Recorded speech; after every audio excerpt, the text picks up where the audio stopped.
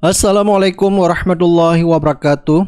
Viralnya foto Jokowi kemarin di saat merayakan ulang tahun ya bersama pendukungnya di Solo sampai memenuhi platform sosial media X ya, di mana netizen ya menanyakan tentang kondisi Jokowi yang memang cukup memprihatinkan ya dengan penyakit kulitnya. Nah, sampai pada akhirnya pun ya Dr. Tifa di akun X-nya mengatakan, saya betul-betul ingin membantu kesehatan Pak Jokowi karena saya dokter dan punya pengalaman membantu banyak penderita autoimun untuk survive. Terlepas dia mau kriminalisasi saya, ingin sekali penjarakan saya. Buat saya tidak menghalangi keinginan saya untuk membantu Pak Jokowi. Seperti Salahuddin Al-Ayyubi ya, ketika perang beliau mendengar musuhnya sedang sakit, maka perang dihentikan terlebih dahulu.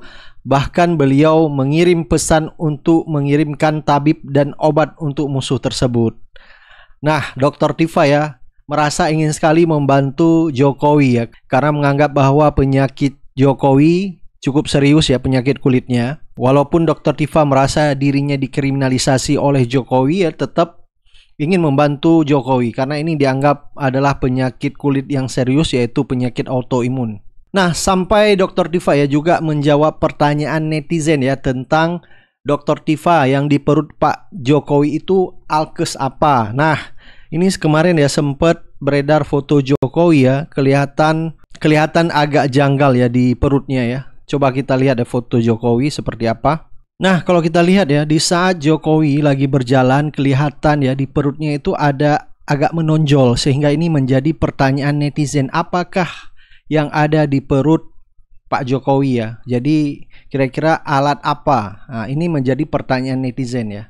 Kira-kira alat kesehatan apa yang dipakai Jokowi di dalam perut? Ini masih dugaan dari netizen ya, dan juga dugaan dari Dr. Tifa. Kira-kira alat apa yang ada di perut Pak Jokowi? Ini kan kelihatan menonjol ya. Coba kita lihat fotonya yang lebih jelas. Nah, kalau kita lihat di foto Jokowi ya, dalam lingkaran merah ini kelihatan ya agak beda, jadi agak menonjol ya di perut Jokowi sebelah kanan nih. Jadi ini dilansir dari glora.co. Jokowi rayakan ulang tahun ke-64, kondisi wajahnya menjadi sorotan sampai pendukungnya mendoakan Pak Jokowi cepat sembuh. Kondisi wajah Jokowi yang tampak berbeda ini pun viral dan menjadi sorotan publik. Tak sedikit warga di X berasumsi penyakit yang sedang dialami Jokowi. Ada apa dengan Jokowi guys? Penyakit autoimunkah? Penyakit salah satu faktor pencetus karena depresi dan banyak tekanan pikiran. Cuit Bang Pino. Nah, ada netizen yang bernama Bambit ya, memposting foto yaitu menanyakan kepada Dr. Tifa, kira-kira apa yang ada di perut Jokowi ya sehingga menonjol ya di baju Jokowi ini. Nah, akhirnya Dr. Tifa ya menjawab pertanyaan dari netizen itu ya. Coba kita lihat. Kalau melihat dari tanda dan gejala yang sama-sama kita lihat praktis sejak bulan April 2025 hingga sekarang, dan saya assess adalah penyakit autoimun agresif, maka dugaan saya itu adalah alat CAPD. Ini adalah assessment dari seorang dokter atau pertanyaan para netizen. Karena berulang kali saya sampaikan, saya mengkhawatirkan kesehatan Pak Jokowi. Terlepas dari saat ini kita berseberangan, padahal bukan maksud saya untuk menjadi lawan beliau atau apa. Yang saya lakukan adalah menegakkan kebenaran soal ijazah. Kalau dengan itu beliau tersinggung dan memusuhi saya, kita lihat saja bagaimana kebenaran itu akan membela dirinya sendiri.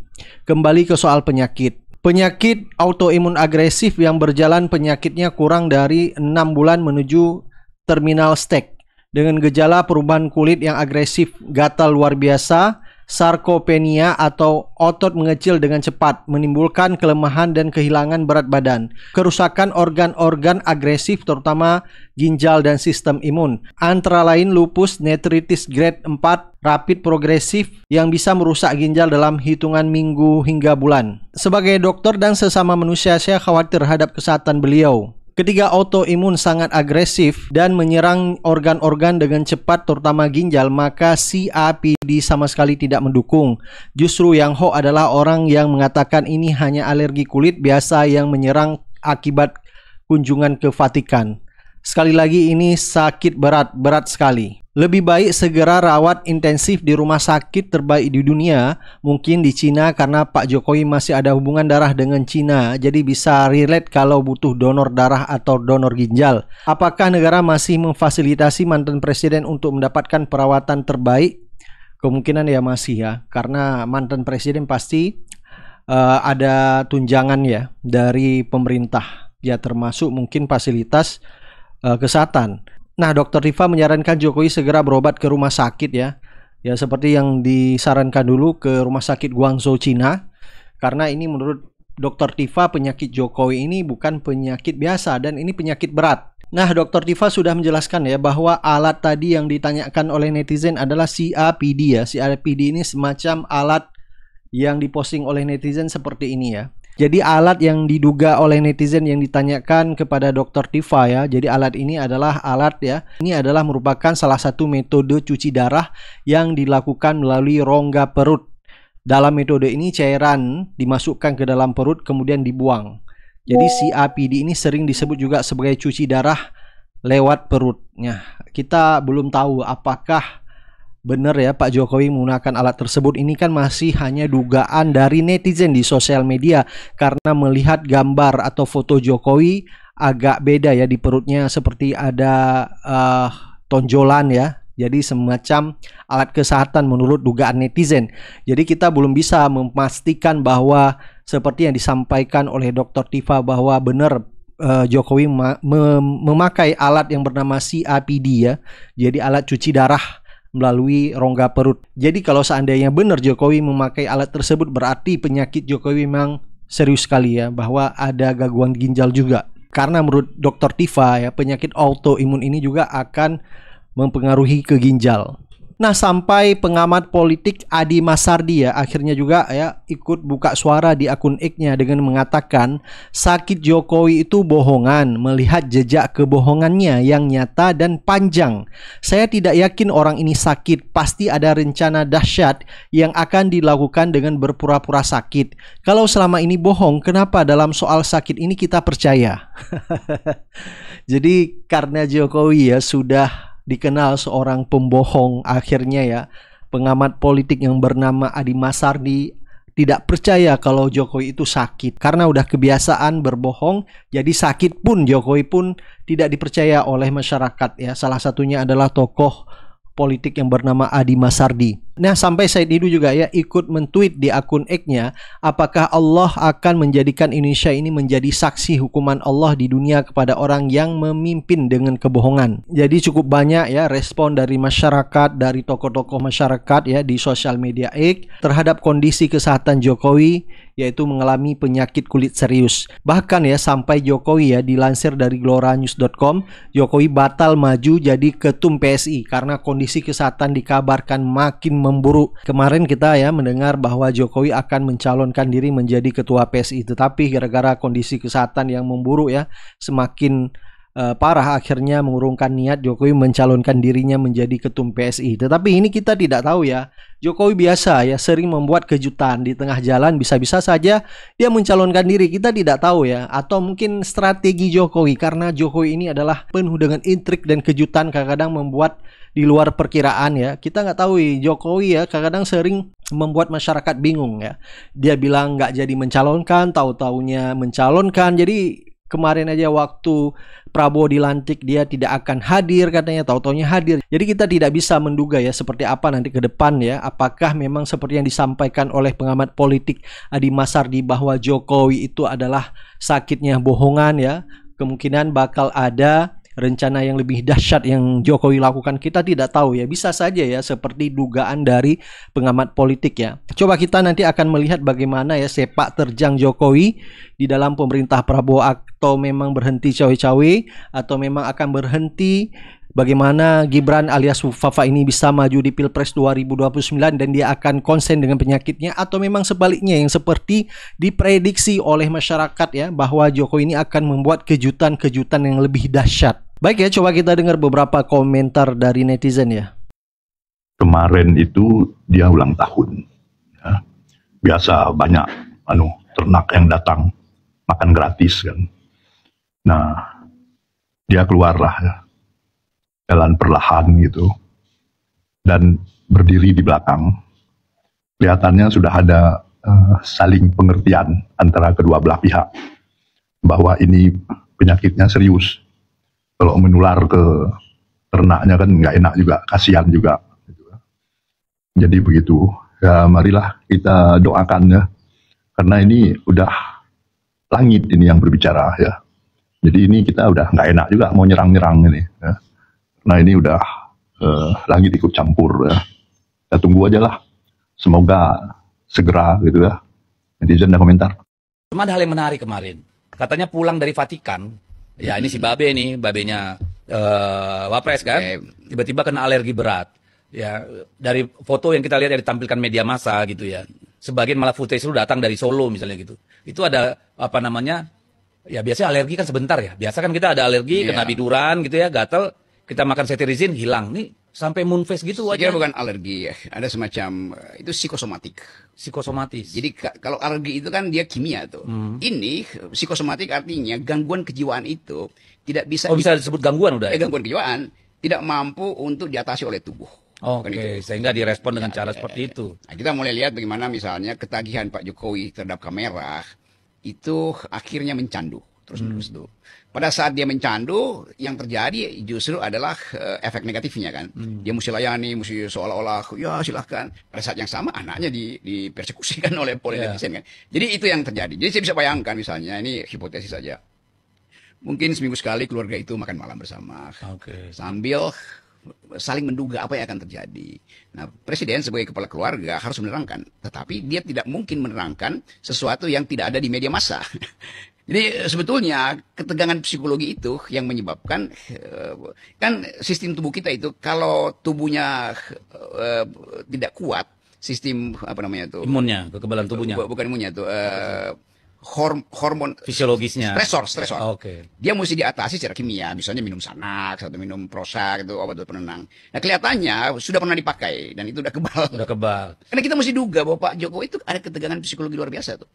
Kan dia semakin tenang, itu Kenapa? artinya dia Kan dia turun dengan jumawa, bisa ngantarkan presiden baru, anaknya juga, menterinya banyak banget di kabinet, kenapa dia harus depresi? setelah dia turun itu tidak berhenti dugaan negatif terhadap perilaku beliau selama memerintah dan itu menyakitkan. Yang bersamaan juga ya kita lihat beliau cukup tampak kesakitan dengan penyakit kulitnya yang makin hari makin tampak seperti lebih membengkak, kemudian melepuh di bagian muka, di bagian tangan kelihatan tersorot kamera. Ini apakah ini sebuah tanda alam atau dalam pandangan Pak Rizal bagaimana? Ya memang kalau konteks yang ujung dulu yang sakit ya. Sakit itu kalau dalam agama itu 3 kemungkinan gitu ya. Satu memang pengingat dia supaya sadar gitu ya. Jadi tazkiroh itu dari Allah, diberi sakit kemudian sadar saya harus begini-begini kembali tobat dan sebagainya. Satu. Kemudian yang kedua, sakit itu penghapus dosa. Gitu kan, bagi orang beriman itu bukan peringatan, bukan, tapi penghapus dosa. Sengaja Allah berikan sakit untuk dihapuskan dosa-dosanya sehingga nanti bersih. Yang ketiga, itu penyakit yang diberikan kepada orang yang tidak beriman. Dan sudah tidak bisa memungkinkan tobat. Itu namanya azab. Itu namanya azab Allah yang sebagai sinyal di dunia ini seperti itu, bahaya kalau memang itu berlanjut sampai ke akhirat. Betapa berat dan pedihnya gitu siksa di neraka jahanam, di kubur atau di kehidupan pasca dunia ini gitu. Jadi itu bagi orang tidak beriman dikasih sakit, tapi sakit sebagai azab. Jadi kemungkinannya seperti itu gitu. Nah, tinggal lihat saja ke depan ini, karena walaupun bagaimana kualifikasi Pak Jokowi dalam konteks beragama itu tipis, gitu. Bahkan tidak seperti memahami, menjalankan syariat agama Islam yang dia sebut Islamnya dengan sebut baik, gitu. Jadi pilihannya tinggal 2 menurut saya, apakah ini peringatan Allah supaya dia tobat, atau yang kedua ini azab. Tapi dalam konteks tobat bukan berarti hanya selesai urusan dengan Allah. Dengan manusia harus selesaikan. Dengan Allah katanya lebih mudah ya, karena kita Allah tinggal lebih minta mudah. Allah Maha Pengampun. Allah tapi Maha Pengampun, kalau dengan pemurah kan manusia. Jutaan, ratusan juta lagi. Oh iya, orang yang disakiti, yang dizalimi harus memaafkan dulu. Ada kisah orang yang kalau urusan dunia belum selesai, urusan sesamanya, jadi masih tetap beban. Artinya juga kalau mau lepas gitu ya, dia harus dihukum dulu di dunia. Ya, dia memendam sebuah perasaan cemas yang luar biasa, menggerakkan badan begitu. Kenapa? Karena Gibran itu satu-satunya harapan yang dapat meneruskan dinastinya Pak Jokowi. Kalau Gibran ini diganggu-ganggu dan kemudian gagal di tengah jalan, maka pupuslah harapan itu. Mungkin akan merembet ke persoalan-persoalan yang lain. Dugaan Fufufafa itu betul bahwa itu adalah akunnya Mas Gibran, itu adalah perbuatan yang sungguh memalukan dan itu kesalahan yang luar biasa. Itu kan itu sangat tercela. Belum lagi kalau misalnya dugaan ijazahnya juga palsu. Mumpung belum terlanjur jauh melangkah sampai dengan akhir masa jabatannya, maka di awal-awal diselidiki, dan kalau memang ternyata betul itu supaya nanti tidak menjadi presiden buruk di kemudian hari bahwa orang berijazah palsu bisa berkuasa misalnya. Nah, itu harus diselesaikan sekarang. Dan apa betul bahwa presiden dan wakil presiden itu satu paket? Maksudnya jika wakil presiden ini diganggu kemudian dimakzulkan, presiden juga ikut dimakzulkan? Tidak. Di Indonesia tidak seperti itu. Kan para ahli tata negara udah bilang. Contohnya misalnya kayak Gus Dur. Gus Dur dilengsarkan, Megawati aman saja. Seperti siapa misalnya? Pak Harto dilengsarkan, wakilnya aman saja. Dan bukan satu paket. Apa misalnya presidennya wafat kemudian atau salah satu wafat kemudian presiden atau wakil presidennya kemudian tidak berkuasa, kan tidak. Dan ini yang akan disasar adalah Pak Prabowo, bukan. Beda. Justru kita itu, orang-orang itu ingin menyelamatkan Pak Prabowo dari ya kemungkinan di kemudian hari misalnya kayak dikhianati dan seterusnya, begitu kira-kira. Jadi ini kepanikannya sudah luar biasa. Kalau masalah ijazah itu kan hanya masalah berhenti di Pak Jokowi. Tapi kalau masalah Mas Gibran ini, ini bisa diungkit ke hal yang lain-lain. Maka Pak Jokowi mempertahankan habis-habisan. Itu Pak. Allahu a'lam. Saya akan membahas dari sisi keilmuan ya, bukan dari politik. Terlepas dari kesalahan Jokowi, yaitu melakukan utang gelap Cina sebesar 8.000 triliun atau 500 miliar dolar. Itu adalah skandal yang luar biasa besar. Sehingga Pak Jokowi itu dalam waktu seminggu terlihat sangat tua, sangat lemes, dan seperti sakit keras. Bagaimana kisah Jokowi ini yang selama 10 tahun dia segar bugar, sekarang jadi loyo, jadi lemas, jadi sakit keras. Ini menunjukkan kecerobohan pejabat di Indonesia. Jadi kebiasaan pejabat di Indonesia itu melakukan eksperimen. Ketika SBY itu melakukan terapi DSA, seluruh pejabat itu ikut DSA. Oke, Dr. Terawan itu ahli yang sangat mumpuni ya. Dia memang ahli radiologi ya, dia memang direktur RSPAD ya. Jadi sehingga DSA itu ya lancar-lancar saja. Tapi Dr. Terawan itu dipecat oleh ID. Artinya apa? Artinya itu eksperimental. Bagaimana dengan presiden-presiden kita yang terakhir itu? Jokowi 10 tahun nggak pernah cuti, nggak pernah istirahat, nggak pernah off, nggak pernah liburan. Dia datang dari Sorong, besok ke Aceh. Dari Aceh besok ke Sorong. Dari Sorong besok ke Aceh. Itu perjalanan itu 7 jam. Langsung paginya langsung kerja. Kenapa? Karena banyak presiden itu melakukan terapi yang spekulatif. Jadi presiden itu banyak melakukan terapi stem cell. Terapi itu satu ya. Kelihatannya Anda mendapatkan sel-sel punca, sel-sel plasenta. Seolah-olah Anda mendapatkan sel-sel embrio bayi. Jadi sehingga Anda memiliki daya imunitas seperti bayi gitu loh. Bayi itu tahan sakit gitu loh. Kalau kita ya besok juga flu ya kan, besok juga aduh encok pegelinu. Bayi nggak pernah sakit karena dia memiliki produksi autoimun dari plasenta. Ya, ada yang bilang itu plasenta, ada yang bilang itu kolostrum yang menyebabkan bayi itu memiliki imunitas yang sangat tinggi. Tapi ya, jangan lupa, teknologi kedokteran yang mutakhir itu seperti GPS mobil itu loh. Ya. Anda nggak tahu tiba-tiba GPS itu mati, mobil itu mogok, nggak tahu kenapa. Jadi setiap mobil itu, bahkan zaman sekarang kalau Anda beli mobil, Anda nggak nyicil, itu mobil jalan sendiri pulang ke dealer. Jadi terapi yang alternatif itu, setiap ampul itu mendapatkan nomor seri izin dari Eropa atau Amerika. Kalau Anda jadi presiden baik-baik 10 tahun, Anda dapat ampul ajaib. Ya.